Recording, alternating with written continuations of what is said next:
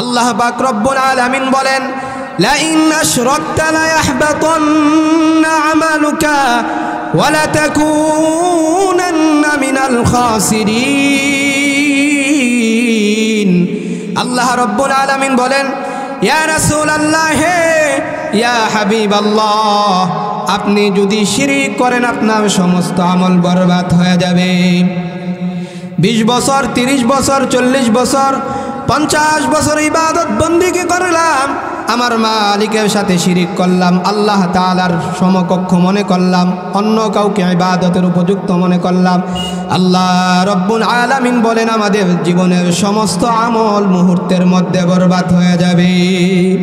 শুধু তাই নয়, আল্লাহ রব্বুল আলামিন কালামুল্লাহ শরীফের সূরা মাঈদার একটি আয়াতের মধ্যে জানায় দেন, ওয়া মান ইউশরিক বিল্লাহ ফাকাদ হারামাল্লাহু আলাইহিল জান্নাতা ওয়া মাওয়াহুন নার ওয়া মা লিয-যালিমিনা মিন আনসার। আল্লাহ রব্বুল আলামিন বলেন, ওয়া মান ইউশরিক বিল্লাহ, যেই ব্যক্তি আমি মালিক আল্লাহ রব্বুল আলামিনের সাথে শিরক করে, ফাকাদ হারামাল্লাহ, আমি আল্লাহ রব্বুল আলামিন তার জন্য জান্নাতকে হারাম করে দেই। আল্লাহ রব্বুল আলামিন বলেন নাই, নামাজ না পড়লে জান্নাত হারাম, রোজা না রাখলে জান্নাত হারাম, যাকাত আদায় না করলে জান্নাত হারাম, হজ আদায় না করলে জান্নাত হারাম। আল্লাহ রব্বুল আলামিন বলেন, যে ব্যক্তি আমি মালিকের সাথে অন্য কাউকে ইবাদতের উপযুক্ত মনে করে, আমি মালিক আল্লাহ রব্বুল আলামিন ওই বান্দার জন্য অনন্তকালের জন্য জান্নাতকে হারাম করে দেই। ওয়া মাওয়াহুন নার, সে অনন্তকাল জাহান্নামের আগুনে জ্বলতে হবে। ওয়া মা লিয-যালিমিনা মিন আনসার, জালিম বান্দার কোনো সাহায্যকারী থাকবে না। আল্লাহ তাআলা আয়াতে কারিমার মধ্যে প্রথম অংশে জানায় দেন, আল্লাহ রব্বুল আলামিনের ইবাদত বন্দেগীর জন্য আমাদেরকে পাঠিয়েছেন। আল্লাহ রব্বুল আলামিনের ইবাদত করতে হবে। আল্লাহ রব্বুল আলামিনের ইবাদত বন্দি করার পর মাতা পিতার সহিত উত্তম আচরণ করতে হবে। এই কথা আমার নয়, রব্বুল আলামিন বলেন, ওয়া বিল ওয়ালিদাইনি ইহসানা। আল্লাহ রব্বুল আলামিন বলেন, ও গোটা পৃথিবীর মানুষ, তোমাদের মা বাবার সহিত উত্তম আচরণ করতে হবে। কারণ মা বাবা ছোট্টবেলা আমাদের জন্য অনেক কষ্ট করে। সন্তান যখন ছোট্টবেলা কথা বলতে শিখে, বাবা এবং মাকে যখন বলে আব্বু, উপর দিকে একটা ছাদের মতো দেখা যায়, এটা কি? আব্বু বলে আসমান। আবার সন্তান জিজ্ঞাসা করে, আব্বু এটা কি? আবার আব্বু বলে আসমান। আবার জিজ্ঞাসা করে, আব্বু বলে আসমান। এইভাবে মাকে সন্তান যখন জিজ্ঞাসা করে, আম্মু উপরে ছাদের মতো দেখা যায়, এটা কি? আম্মু বলে আসমান। এইভাবে মা বারবার মাকে জিজ্ঞাসা করে, মা কোনো সময় বিরক্ত হয় না। আল্লাহ রব্বুল আলামিন জানায় দেন, ও গোটা পৃথিবীর মানুষ, তোমরা মা বাবা যেমনিভাবে ছোট্টবেলা তোমাদের জন্য এত কষ্ট করে, তোমরাও মা বাবার সহিত উত্তম আচরণ করো। কারণ মা বাবার মতো আপন এই পৃথিবীতে কেউ নাই, মা বাবার মতো আপন কেউ নাই। আল্লাহ রব্বুল আলামিন বলেন, ওয়া বিল ওয়ালিদাইনি ইহসানা। ও গোটা পৃথিবীর মানুষ, মা বাবার সহিত তোমরা ভালো আচরণ করো, মা বাবার সহিত উত্তম আচরণ করো, মা বাবাকে কষ্ট দিও না। আল্লাহ তাআলা পরে আল্লাহ তাআলা জানায় দেন, فلا تقل لهما أف ولا تنهرهما وقل لهما قولا كريما إما يبلغن عندك الكبر أحدهما। তোমরা যদি মা বাবার মধ্য থেকে একজনকে পাও বৃদ্ধ বয়সে অথবা দুইজনকে পাও, তাদের সাথে খারাপ আচরণ করিও না, তাদের সাথে ভালোভাবে কথা বলো। কারণ মা বাবা সন্তানের জন্য সব থেকে বেশি কষ্ট করে। একদিন বিশ্বনবী রাহমাতাল লিল আলামিনের কাছে একজন সাহাবী আসলো। এসে বিশ্বনবী সাল্লাল্লাহু আলাইহি ওয়াসাল্লামকে জিজ্ঞাসা করলেন, ইয়া রাসূলুল্লাহ, আল্লাহর রাসূল মা বাবার মধ্য থেকে সব থেকে বেশি হকদারকে রাখেন সৎ ব্যবহার পাওয়ার। বিশ্বনবী বললেন উম্মুকা, তোমার মা। সাহাবী আবার জিজ্ঞাসা করলেন সুম্মা, অতঃপর জিজ্ঞাসা করলেন। বিশ্বনবী সাল্লাল্লাহু আলাইহি ওয়াসাল্লাম বললেন তোমার মা। আবার জিজ্ঞাসা করলেন। বিশ্বনবী সাল্লাল্লাহু আলাইহি ওয়াসাল্লাম বললেন তোমার মা। চতুর্থবার বিশ্বনবী সাল্লাল্লাহু আলাইহি ওয়াসাল্লাম বললেন ক্বালা সুম্মা আবুকা। চতুর্থবার বাবার কথা বললেন। কেন এই কথা বললেন? কারণ মা তিনটি জায়গায় সন্তানের জন্য এত কষ্ট করে, এত কষ্ট করে তামাম পৃথিবীর কোনো স্বামীরা সন্তানের জন্য ওই তিনটি জায়গায় এত কষ্ট করে না। এই কথা আমার নয়, রব্বুল আলামিন মহাগ্রন্থ আল কোরআনুল কারীমের মধ্যে 26 নম্বর পারার 2 নম্বর পৃষ্ঠায় সূরা আহকাফের 15 নম্বর আয়াতে আল্লাহ পাক রব্বুল আলামিন বলেন وَوَصَّيْنَا الْإِنسَانَ بِوَالِدَيْهِ إِحْسَانًا। আল্লাহু আকবার। আল্লাহ রব্বুল আলামিন বলেন ও গোটা পৃথিবীর মানুষ, তোমরা মা বাবার সহিত উত্তম আচরণ করো। আল্লাহ তাআলা মা বাবার সহিত ভালো আচরণ করার নির্দেশ দিচ্ছেন। আল্লাহর পাক রব্বুল আলামিন মহাগ্রন্থ আল কোরআনুল কারীমের মধ্যে জানায় দেন মা বাবার সহিত খারাপ আচরণ করিও না, বিশেষ করে আমার সহিত খারাপ আচরণ করিও না।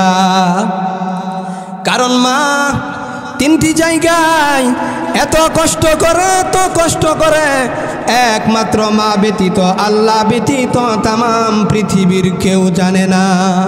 এই কথা আমার নয়, আল্লাহ রব্বুল আলামিন এক আয়াতের মধ্যে মার তিনটি কষ্টের কথা উল্লেখ করেছেন। আল্লাহ রব্বুল আলামিন বলেন হামালাতহু উম্মুহু কুরহা, মা কষ্ট করিয়া সন্তানকে গর্ভে ধারণ করে। সন্তান গর্ভে ধারণ করা এত কষ্ট, এত কষ্ট, এত কষ্ট, একমাত্র মা ব্যতীত তামাম পৃথিবীর কেউ জানে না। একমাত্র আল্লাহ এবং মা ব্যতীত তামাম পৃথিবীর কেউ জানে না। সন্তান যখন গর্ভে আগমন করে সঙ্গে সঙ্গে মার ভূমি চলে আসে। মা ঠিকভাবে খাইতে পারে না, মার ভালো লাগে না, অস্থিরতা অবলম্বন করতে হয়। যখন খানা পেটে খাইতে বসে সঙ্গে সঙ্গে বমি চলে আসে, মা ঠিকভাবে খাইতে পারে নাই। এইভাবে দিন যায়, রাত্র আসে, রাত্র চলে যায়, দিন আসে। এইভাবে মা দিন পার করতে থাকে, রাত্র আসে, রাত্র চলে যায়, এইভাবে সময় কাটায়। আস্তে আস্তে যখন সন্তান পূর্ণ গঠনাকৃতি হয়ে যায়, যখন সন্তানের বয়স পেটে 7 মাস 8 মাস বয়সে উপতীর্ণ হয়ে যায়, যখন পূর্ণ গঠন সন্তান আকৃতি হয়ে যায়, ওই সময় যখন মা আবার খানা পেটে খাইতে বসে, সন্তান মার পেটে একটা লাথি মারে। মা ব্যথায় ছটফট করে অন্য রুমে চলে যায়। ওই রুমে যাওয়ার পর মালিক আল্লাহ রব্বুল আলামিনের কাছে হাত বাড়ায় দেয়। রব্বুল আলামিন, আমাকে যত কষ্ট দেও না কেন কোনো আপত্তি নাই, কিন্তু আমার সোনামণির যেন কোনো ক্ষতি না হয়। এইভাবে যখন রাত্রিবেলায় মা ঘুমাইতে যায়, মা যখন ঘুমিয়ে পড়ে, হঠাৎ সন্তান গভীর রাত্রে মার পেটের মধ্যে একটা লাথি মারে। মা নীরবে কান্না করে ছটফট করতে থাকে। কত রাত মা আরামে ঘুমাইতে পারে নাই, কতবার খানা পেটের সামনে খাইতে বসে মা ঠিকভাবে খাইতে পারে নাই। সাধারণ আমাদের পেটের মধ্যে যখন পাতন হয়ে যায়, আমরা ব্যথায় ছটফট করি, যতক্ষণ পর্যন্ত অপারেশন না হয় ততক্ষণ পর্যন্ত আমরা ব্যথায় অস্থির হয়ে যাই, ছটফট করি। কিন্তু দুঃখিনী মা 10 মাস 10 দিন সন্তানকে গর্ভে ধারণ করে 2 কেজি 2.5 কেজি কেজি ওজনের সন্তান কত রাত মা আরামে ঘুমাইতে পারে নাই। মা চিন্তা করে আমার যত কষ্ট হয় না কেন, কিন্তু আমার সোনামণির যেন কোনো কষ্ট না হয়।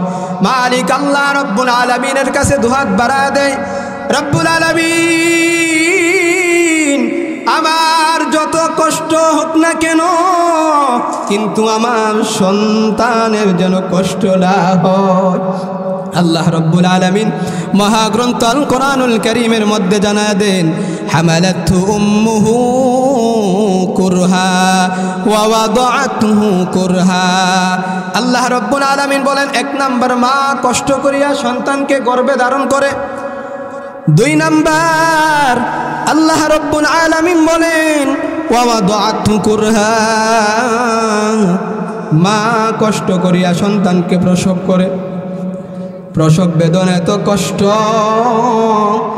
কষ্ট, কত মা সন্তান জন্ম দিতে গিয়া মা দুনিয়ার জমিন থেকে বিদায় হয়েছে।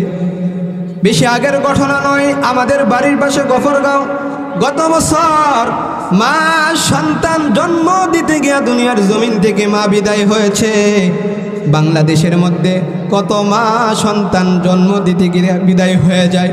এমনকি মায়ার নবী জানায় দেন, ও গোটা পৃথিবীর নারীদের দল, আল্লাহর হাবিব জানায় দেন, যারা সন্তান জন্ম দিতে গিয়া দুনিয়ার জমিন থেকে বিদায় হয়ে যায়, আল্লাহ রব্বুল আলামিন ওই নারীর আমল নামায় আল্লাহ তাআলা যুদ্ধের ময়দানে শহীদ হইলে যে সওয়াব, আল্লাহ রব্বুল আলামিন ওই নারীর আমল নামায় ততটুক সওয়াব দান করেন। বলেন সুবহানাল্লাহ। শুধু তাই নয়, মা যখন সন্তান জন্ম দেয়, সুস্থ যখন ফিরে আসে, আল্লাহর হাবিব জানায় দেন, যুদ্ধের ময়দান থেকে গাজী হওয়ার পর যে সওয়াব তার আমল নামায় লেখা হয়, আল্লাহ রব্বুল আলামিন ওই সমস্ত নারীদের আমল নামায় ততটুক সওয়াব লেখেন। বলেন সুবহানাল্লাহ। আল্লাহ রব্বুল আলামিন দুই নাম্বার কষ্টের কথা উল্লেখ করেন, মা কষ্ট করিয়া সন্তানকে প্রসব করে, কারণ এটা অত্যন্ত কষ্ট। সিজার বলেন সেটা অনেক কষ্ট। কত মা বান্ধবীদের কাছ থেকে বিদায় নেই, ও বান্ধবীদের দল, আমার শরীরের অবস্থা ভালো নয়, আমি যদি সন্তান জন্ম দিতে গিয়া যদি দুনিয়ার জমিন থেকে বিদায় হয়ে যাই, আল্লাহ তাআলার কাছে দোয়া করো, আমাকে মাফ করে দিও, আমাকে মাফ করে দিও। এইভাবে বান্ধবীদের কাছ থেকে বিদায় নেয়, মা বাবার কাছ থেকেও বিদায় নেয় যাদের অবস্থা বেশি ভালো হয় না।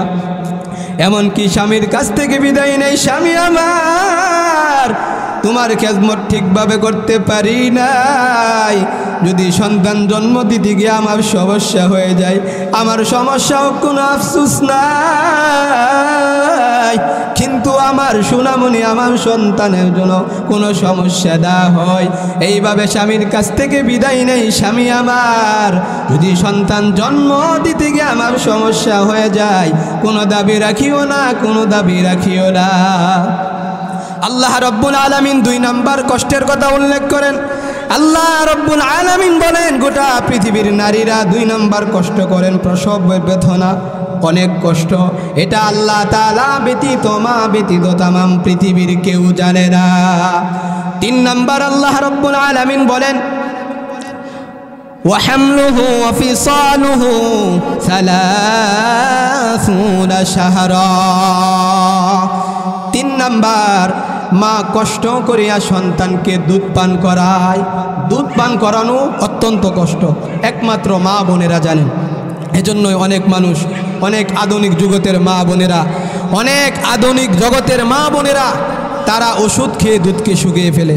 শুনে নেন মা বোনেরা, যেহেতু মহিলা মাদ্রাসা, মা বোনেরা শুনে নেন, দুধের যে একটা মহাব্বত সন্তানের সাথে হয়, এই মহাব্বত তামাম পৃথিবীর যদি সমস্ত কিছু আপনি খাওয়ান, যত ফল ফলান্তি খাওয়ান না কেন, যত দুধ খাওয়ান না কেন, অন্যান্য বাহিরে, কিন্তু সন্তানের যে একটা মহাব্বত, এই মহাব্বত আর কঠিনকালেও হবে না। এই মহাব্বত কিয়ামত পর্যন্ত সমস্ত কিছু খাওয়াইলেও, মৃত্যুর আগ পর্যন্ত তাকে খাওয়ান, লালন পালন করেন, কিন্তু যে দুধের একটা মহাব্বত, এই মহাব্বত আর কোনো দিন আপনি পাবেন না। এই সন্তান একসময় আপনাকে দেখবে না, বৃদ্ধাশ্রমে রেখে আসবে। কারণ আল্লাহর হাবিব সাল্লাল্লাহু আলাইহি ওয়াসাল্লাম বলেন যে মা যখন সন্তান মা কইয়া ডাক দেয়, সঙ্গে সঙ্গে রাত্রে যদি একটা হয়ে যায়, রাত্র যখন একটা হয়ে যায়, দুটা হয়ে যায়, তিনটা হয়ে যায়, যখন সন্তান আম্মু আম্মু বলে চিৎকার দেয়, সঙ্গে সঙ্গেই মার দুধ পান করাইতে হয়। দুধ পান করানো কষ্ট লাগে, আল্লাহ তাআলা জানেন, মা বোনেরা জানেন অনেক ব্যথা করে, এটা মা বোনেরাই বিশেষভাবে জানবেন। মা ব্যতীত, আল্লাহ তাআলা ব্যতীত তামাম পৃথিবীর কেউ জানবে না। এই কথাই মায়ার নবী বিশ্বনবী সাল্লাল্লাহু আলাইহি ওয়াসাল্লাম বলেছিলেন যে বিশ্বনবী সাল্লাল্লাহু আলাইহি ওয়াসাল্লাম মার কথা বলেছেন কয়বার? 3 বার বলেছেন। বাবার কথা একবার বলেছেন। আর আল্লাহ পাক রব্বুল আলামিন এক আয়াতের মধ্যে মার কথা আল্লাহ পাক রব্বুল আলামিন এক আয়াতের মধ্যে 3টি কষ্টের কথা উল্লেখ করেছেন। এজন্যই তো আল্লাহর হাবিব সাল্লাল্লাহু আলাইহি ওয়াসাল্লাম বলেন, আল জান্নাতু তাহতা কদামিল উম্মাহাত, মা বাবার পায়ের নিচে সন্তানের বেহেশত। এমনকি আল্লাহর হাবিব সাল্লাল্লাহু আলাইহি ওয়াসাল্লাম অন্য এক হাদিস শরীফে বলেন, রিজার রব্বি ফি রিজাল ওয়ালিদ ওয়া সাখাতুর রব্বি ফি সাখাতিল ওয়ালিদ। যদি তোমরা পিতা মাতাকে সন্তুষ্ট করতে পারো, আল্লাহ রব্বুল আলামিন তোমাদের প্রতি সন্তুষ্ট হয়ে যাবেন। বলেন সুবহানাল্লাহ। আল্লাহ রব্বুল আলামিন যদি সন্তুষ্ট হয়ে যায়, কাল কিয়ামতের ময়দানে আমার আপনার কোনো টেনশন করতে হবে না। আল্লাহ রব্বুল আলামিন আমাদেরকে জান্নাতুল ফিরদাউসের বাসিন্দা করে দিবেন। বলেন সুবহানাল্লাহ। মার খেদমত করলে কি লাভ? একটি ঘটনা বলে আলোচনা শেষ করব। হযরত ওয়াইস আল কারনী রাহমাতুল্লাহি আলাইহি নবীজির জামানায় মুসলমান হওয়ার পর সাহাবায়ে কেরামের মর্যাদা থেকে বঞ্চিত হয়েছেন। কিন্তু সাহাবায়ে কেরামের মর্যাদা থেকে বঞ্চিত হইলে কি হবে? আল্লাহ রব্বুল আলামিন ভিন্ন লাইনে তাকে এত দামি বানিয়ে দিয়েছেন, এত দামি বানিয়ে দিয়েছেন। প্রসিদ্ধ সাহাবী হযরতে ওমর ফারুক রাদিয়াল্লাহু তাআলা আনহু এবং হযরত আলী তার কাছ থেকে দোয়া নেওয়ার জন্য বহুদিন পর্যন্ত অপেক্ষা করেছে। হযরত ওয়াইস আল কারনী রাহমাতুল্লাহি আলাইহির মা অনেক অসুস্থ। বিশ্বনবী সাল্লাল্লাহু আলাইহি ওয়াসাল্লামের কাছে চিঠি পাঠাইলেন, ইয়া রাসূলুল্লাহ, হে আল্লাহর রাসূল, আপনার দিদার পেতে চাই, আপনার সাক্ষাৎ পেতে চাই, আপনার সাক্ষাৎ পেতে সাহাবায়ে কেরামের মর্যাদা লাভ করতে চাই। কারণ সাহাবায়ে কেরামের এত দাম, এত দাম, এত দাম। আদনা সাহাবায়ে কেরাম সর্বশেষ। সাহাবায়ে কেরামের কেমন দাম? সাহাবায়ে কেরামের আমলের পাল্লা যদি এক স্থানে রাখা হয়, তামাম পৃথিবীর যত মানুষ আছে তাদের পাল্লা যদি এক স্থানে রাখা হয়, আদনা সাহাবায়ে কেরামের পাল্লা আল্লাহ রব্বুল আলামিনের কাছে বাড়ি হয়ে যাবে। বলেন সুবহানাল্লাহ। বিশ্বনবীর কাছে চিঠি পাঠাইলেন ওয়াইস আল কারনী। বিশ্বনবী বললেন, ওয়াইস আল কারনী, এই অবস্থায় তুমি তোমার মার খেদমত করতে থাকো, আমার কাছে আসার কোনো প্রয়োজন নাই। এইভাবে মার খেদমত করতেছেন করতেছেন করতেছেন। ইন্তেকাল এক মুহূর্তে মায়ার নবী বিশ্বনবী সাল্লাল্লাহু আলাইহি ওয়াসাল্লাম হযরতে ওমরকে ডেকে বললেন, ওমর, ইয়ামান থেকে করন এলাকা থেকে একজন ব্যক্তি আসবে, তার ঘটনাকৃতি এমন হবে, তার নাম ওয়াইস আল কারনী, তাকে আমার এই জুব্বাটুকু হাদিয়া দিবা। আল্লাহ রব্বুল আলামিন তাকে মুস্তাজাবুদ দাওয়া বানিয়ে দিয়েছেন, যাদের দোয়া আল্লাহ তাআলা কবুল করবেন। বলে সুবহানাল্লাহ। তার কাছ থেকে দোয়া নিবা। হযরত ওমর ফারুক রাদিয়াল্লাহু তাআলা আনহু বহুদিন পর্যন্ত অপেক্ষা করতেছেন। এদিক দিয়ে বিশ্বনবী সাল্লাল্লাহু আলাইহি ওয়াসাল্লামের ইন্তেকাল হয়ে গেল। আর বললেন, ওমর, ওয়াইস আল কারনীকে আমার এই জুব্বাটুকু হাদিয়া দিবা এবং তার কাছ থেকে দোয়া নিবা এবং আমার উম্মতের জন্য দোয়া নিবা। হযরত ওমর ফারুক রাদিয়াল্লাহু তাআলা আনহু বিশ্বনবী সাল্লাল্লাহু আলাইহি ওয়াসাল্লামের আমানত পৌঁছে দেওয়ার জন্য বহুদিন পর্যন্ত অপেক্ষা করতেছেন। ইয়ামান থেকে যত সফরের লোক আসে, কাফেলার লোক আসে, মানুষদেরকে জিজ্ঞাসা করে তোমাদের কাফেলার মধ্যে ওয়াইস আল কারনি নামক কোনো ব্যক্তি আসেনি? এইভাবে সন্ধান করতেছে, তালাশ করতেছে আর বেকুল হয়ে আছে। কারণ বিশ্বনবী সাল্লাল্লাহু আলাইহি ওয়াসাল্লাম বলেছেন তার দোয়া আল্লাহ রব্বুল আলামিন, বিশ্বনবী সাল্লাল্লাহু আলাইহি ওয়াসাল্লাম বলেছেন তার দোয়া আল্লাহ পাক রব্বুল আলামিন কবুল করে নেবেন। এইভাবে হযরত ওয়াইস আল কারনি রহমাতুল্লাহি আলাইহি সন্ধান পেল একটি কাফেলার মধ্যে ওয়াইস আল কারনি নামক ব্যক্তি আসছে। হযরত ওমর ফারুক রাদিয়াল্লাহু তাআলা আনহু অনেক আশা নিয়ে ওই স্থানে চলে গেলেন। জিজ্ঞাসা করতেছেন তোমাদের কাফেলার মধ্যে, তোমাদের দলের মধ্যে ওয়াইস আল কারনি নামক ব্যক্তি আসেনি? বলল হ্যাঁ, ওয়াইস আল কারনি নামক ব্যক্তি আছে, করণ এলাকা থেকে আসছে। হযরত ওমর ফারুক রাদিয়াল্লাহু তাআলা আনহু খুশিতে আত্মহারা হয়ে গেলেন। হযরত ওমর ফারুক রাদিয়াল্লাহু তাআলা আনহু ডেকে বললেন আপনার নাম ওয়াইস আল কারনি? বললেন হ্যাঁ আমার নাম ওয়াইস আল কারনি।